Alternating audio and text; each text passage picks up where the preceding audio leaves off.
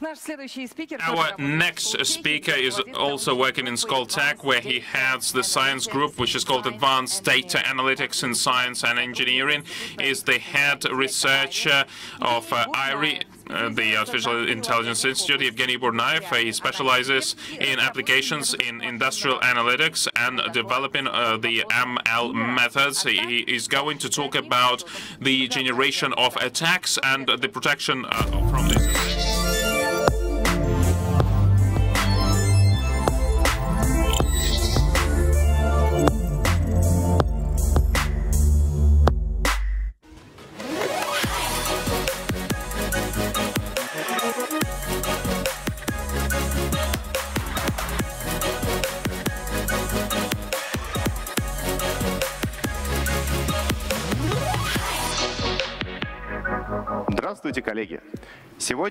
Colleagues, hello.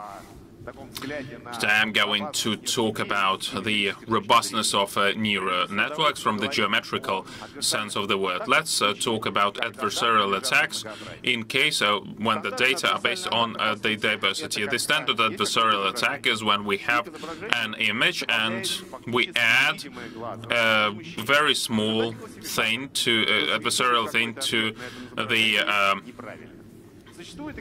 image that we won't see with an eye, but it changes the result. One pixel attack. You just change one pixel and the classifier does not classify the image properly. But we understand that with these approaches there is no connection with the components of the objects, and meaning the pixels of the image. How can you account for that? The standard way to account for that is the manifold nature. The manifold nature, the diversity, can be thought by this, can be explained by this formula. This is the manifold based on the map. X is our image, Z is the vector, and the other one is a non-linear image. Let's look at this manifold. The black are the real-world images. For instance, the dog, an image of a dog, or an image of another dog, or an image of a cat. And for instance, we try to resolve a classifier task. We try to divide dogs and distinguish dogs between dogs and cats. But there are different objects there. There is an image of a muffin that looks like an image of a dog, and this image is near the boundary of the classifier. That might lead to the fact that the neural network might give the wrong classifier after that. Based on this basic idea, we can talk about the possibility of implementation of adversarial attack based on the diversity of the data. First of all, you need to be able to generate data based on the diversity, on the manifold. For that, you need generative models. There is a space with a simple distribution, let's say Gaussian one. We generate a number of latent vectors. So we built a convolutional network in a special way that displays the vectors from the pictures of the real world, or it gives a description of some difficult objects. And this model basically makes an induction for the distribution. This distribution is pretty simple. It is proportionate to the multiplication of the prior distribution. So we made this model. How can you generate the pictures? For instance, L on x-axis is a dissimilarity measure to compare objects. X is attacked object and Y is label of the attacked object, is real branch. So to generate the object that is not only similar to the real one, but is similar to the one that is being under attack, you need the generative distribution that should be multiplied by a multiplier that is growing if the similarity similarities going down between the object and the attacked object. And now let's talk about the fact how can you generate the object that will not only look like similar like the one that we have delivered, but how can we make a mistake? SX is the attacked classifier, but it is not available to us. But there is a sample based on which it was trained. You can get a sample of data that might imitate the selection of data, this data sample that is usually used. Let's say this S is a surrogate classifier. We need that to understand what mark are we going to have for the object that we're going to generate. So to generate the description of the object that is on the one hand based on the diversity, so it looks like a real picture. On the other hand, it's not really different from the description of the attacked object. At the same time, the neural network is likely to make a mistake based on that. You need to multiply the generative model on the multiple that is very different from the subject, and multiply by the multiplier if there is a difference between the marks in the objects. This way, using this distribution, you can generate new descriptions of objects which, with high probability, will be similar to the attacked ones, but the neural network will likely to make a mistake with them. At the KTT this year, my colleagues and I, we used this methodology for classification using transactional data. Let's say we have transactional data sampling. Using the sampling, the bank can assess the creditworthiness of a borrower. So this is a kind of a mock model of the transaction, and the bank declares the customer non-trustworthy, non-creditworthy. We assume that there is a sampling of transactions which is similar to the one used in building the initial model. So we use it to build a surrogate model and also an adversarial attack approach. After that, this adversarial mechanism can supplement the user's transactional history in a way that doesn't really change it dramatically, so it stays pretty much the same. But still, this transactional history leads to a situation where, with high probability, the classifier, the actual model, will declare the user creditworthy. This approach is difficult to implement in practice for organizational purposes, but this adversarial attack methodology is very useful because this way you can generate outliers to test the robustness of models in critical applications. So we have talked about adversarial attacks that can be generated based on the manifold of data. And now let's talk about how you can resist these attacks, also given the manifold of data. This work was also prepared for the MLP conference this year. Once again, let's talk about the topological data analysis. This slide shows a donut and a coffee mug next to it. Topologically speaking, if the donut was made of rubber, then with some sort of continuous transformation, it could be transformed into a cup of coffee, a coffee cup. So topologically speaking, these two objects are similar. But if we increase the scale of the donut with a piece of it bitten off, then with this scale, the two objects will be very dissimilar. So topological analysis is some kind of machinery which helps you assess the scales at which significant structural properties of objects change their form. What does it look like in practice? Let's say we have a cloud of dots in a 2D ring with a hole in the middle.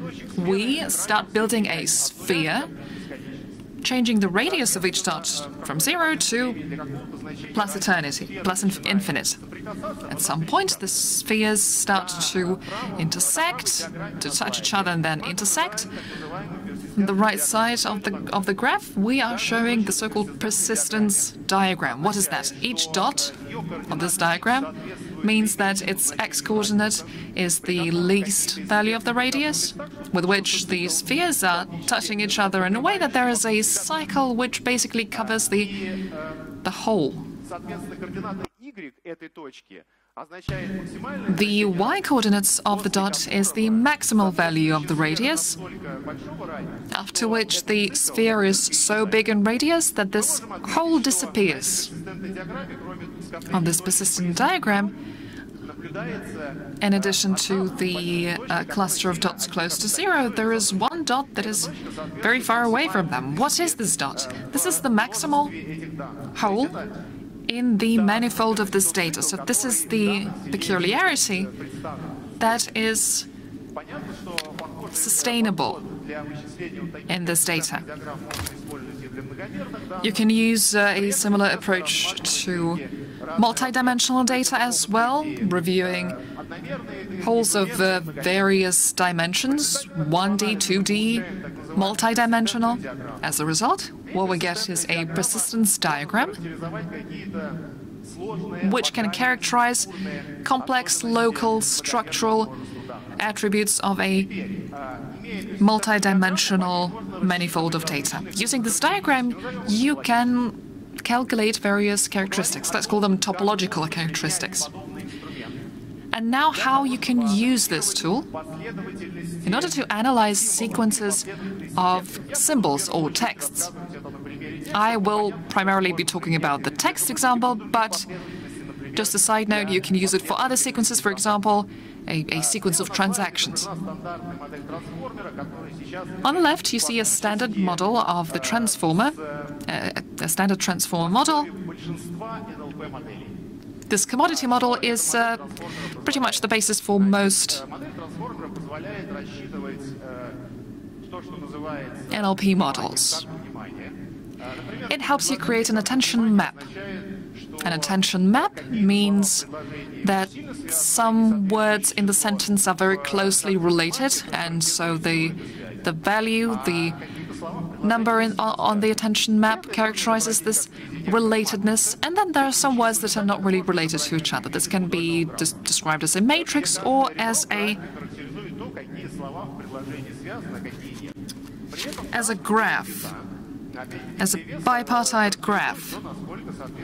Then there are weights that characterize the relatedness of words in a sentence. With this graph, you can use it the same way as a cloud of dots. Each graph node is like a dot, and the edges are the distance between the dots. And we can also determine the threshold. It will be analogous to scale, from 0 to plus infinity. This way we are basically getting rid of the edges with small weights. This way we are basically doing filtration, a sequence of bipartite graphs with which we can also calculate the sequence of cycles. And based on that, we can assess the persistent homology. And now our problem. The problem is resisting adversarial attacks. Basically, we want to build a classifier which, for a certain sequence, will tell us if it's artificial or not. We have texts from the web, we have user comments, and then we have some texts from news bulletins.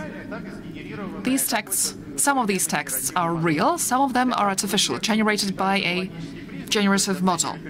We assessed their attributes, their persistent diagrams, and based on that, we calculated different statistics. For example, the average life of a cycle, or the dispersion of the cycle. As a result, you get a number of attributes. You can see on the slide what you can deduce from these results. If we use the standard, the commodity BERT model,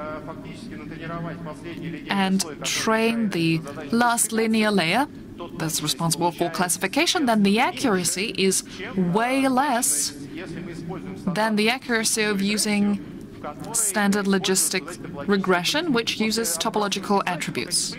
After we discard the non-relevant ones, we are left with roughly 1,000 attributes, which means that topological attributes contain truly valuable information for understanding structural properties and understanding the scales in which certain relations within a text occur.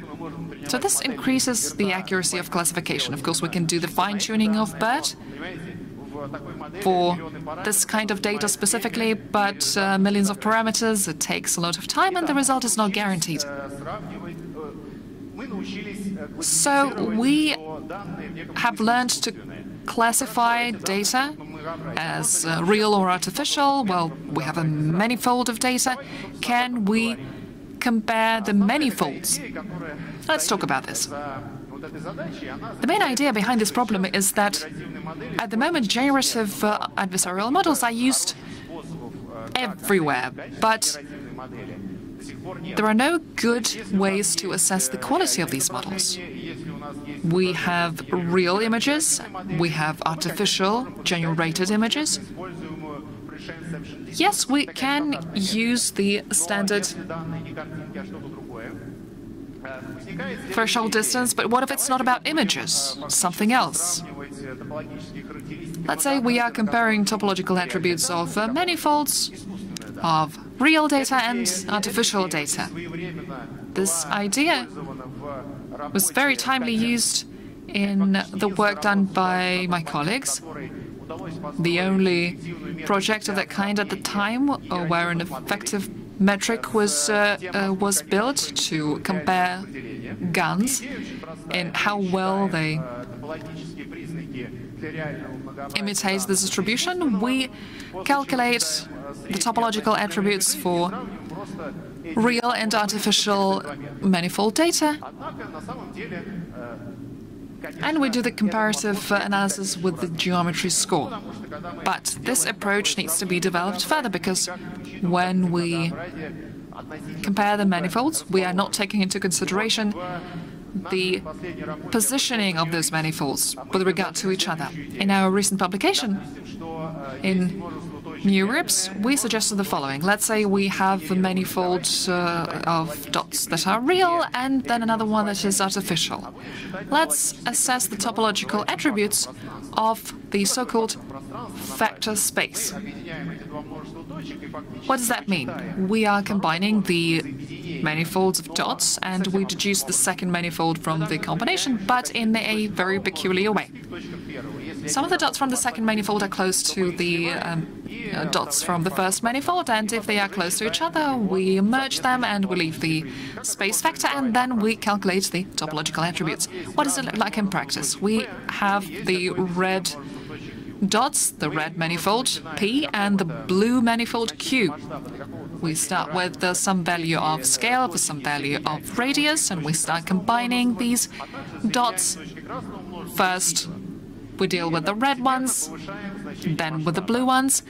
We start increasing the value of scale each time, seeing some graph connections between the red dots and the blue dots. And now that we have the graph connections, we can start calculating the persistent diagrams and calculate the number of cycles in each scale.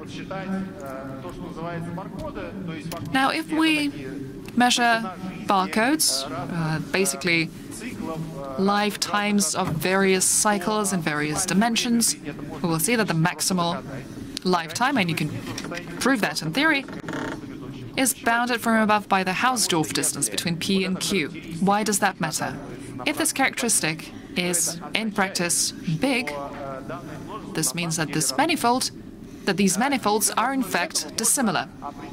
And based on that knowledge, we can determine the measure of similarity between the manifolds. It doesn't have to be about images. We take the wholes of dimensionality 1 and we calculate the sum of barcodes, the so-called cross barcodes, the barcodes for space vector. Let's talk about this complex mathematical concept, but how can it be applied in practice? a mock example. We have some artificial data, a combination of Gauss distributions, 5 components, and using this data, we can train a commodity gun with all the 5 components, or an advanced gun, W gun GP. For some reason, it breaks down, it loses in distribution modes. What we expected is that with the data that match the commodity gun, the measure of proximity should be almost 0, because we generated artificial data very close to real data. As for the W-GAN GP, it should be the other way around. When topological attributes are calculated separately, and we simply evaluate the L2 range between them, we do not observe what we wanted. In both cases, the measure of similarity is the same. This is counterintuitive, and if we use my approach, the one I described, it works beautifully. So this measure is very sensitive to these basic things, and we have conducted a detailed research of how it works, how it is applied in practice, and now let's review this very important example, the evaluation of gun quality, gun performance with images. There is the standard metric, which is widely used, commonplace in research. FID. We took this recent data set, FFHQ, a big data set of high-resolution images. And so we used this data set to first train various generative models based on guns, and we calculated the FID parameter. The models had different architecture, different capacity, and so as the architecture changed, the freshened, the FID parameter improves. We ran the same experiment with the artificial measure, so the x-axis is the FID and the y-axis is the measure of similarity. And so we see that between the two, the correlation is almost perfect. This means that this measure of similarity can be used very well for images because it has all the attributes that people are accustomed to. Because once again, FID is used widely, as I said. Also, this metric can work not just for images, but for random arbitrary objects, time series, for example. It can be differentiated, and it can be calculated very, very quickly. The flicker faces, the flicker manifold, the dimensionality of the image is 10 to the power of 7 or something. So, despite that, still, the calculation of the metric is done very quickly, and the metric is subject to differentiation. So, one of the conclusions is that machine learning is clearly science about data, but primarily about the form of data. If you know the form of data, if you can characterize it in a certain way, you can learn a lot about the properties of these data, about correct predictions, and how you can factor in those properties in building your prediction model.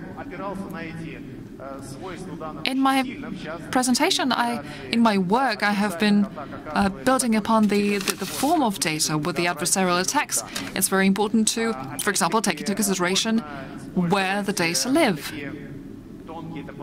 You can also use subtle topological characteristics to assess attributes of sequential data. This is where you can figure out if they are adversarial or not. And using geometry and topology, you can compare complex manifolds with complex structures. In my opinion, this area of work, combining geometry, topology, deep learning, machine learning, I think this holds a lot of promise, and it is ripe with new breakthroughs. Thank you very much. Thank you, Evgeny. You personally, what do you think is your biggest achievements in artificial intelligence? That's an interesting question. You know, I've never really thought about it. I'd say that there are certain things, certain applied applications that I'm proud of, the things that my team and I have been working on, implemented in engineering centers in Russia and abroad. Airbus, for example, use our solution, and it's no wonder when we were developing these algorithms, we managed to introduce new, say, knowledge, new properties to them. As for the recent accomplishments, just a few years ago, together with one of my postgraduates, we published a widely quoted paper on graphs and representation of graph data. Could you please answer this question? Many scientists think that a human brain has a quantum nature, and you cannot build the similar machine. What do you think about that? I don't like philosophy, really. I like to focus on engineering tasks and engineering challenges. You know, the big ones. They inspire and drive the fundamental science as well, because there is a need to develop very complicated concepts. The modeling of the human mind is very important, and the very important challenge. But looking at it from the perspective of quantum computing, well, I don't know. Maybe someone will invent something else, and it will work. And maybe it won't be a quantum thing. But let's take Skoltech. What are the priority technologies there? Well, you know, Skoltech has just received a grant to develop the research centers for AI, and I am heading one of them. And we are talking about the development of the AI methods to resolve the sustainable development tasks. We're talking about ESG risks, and here you need to monitor the carbon balance of some regions. You have to estimate their impact on the economy. This is a very important layer of tasks where you need to process the data of the remote sensors, and you need like a physical. This is a combination of the physical modeling and the machine learning, because we're talking here about the scientific processes, obviously, because, you know, like the pollution and other things and its propagation. And these are very important, daunting tasks, and ML is the future here. No one can resolve that. Thank you very much. Thank you very much for such an exciting presentation, and we are looking forward to seeing you at the next conference. Thank you.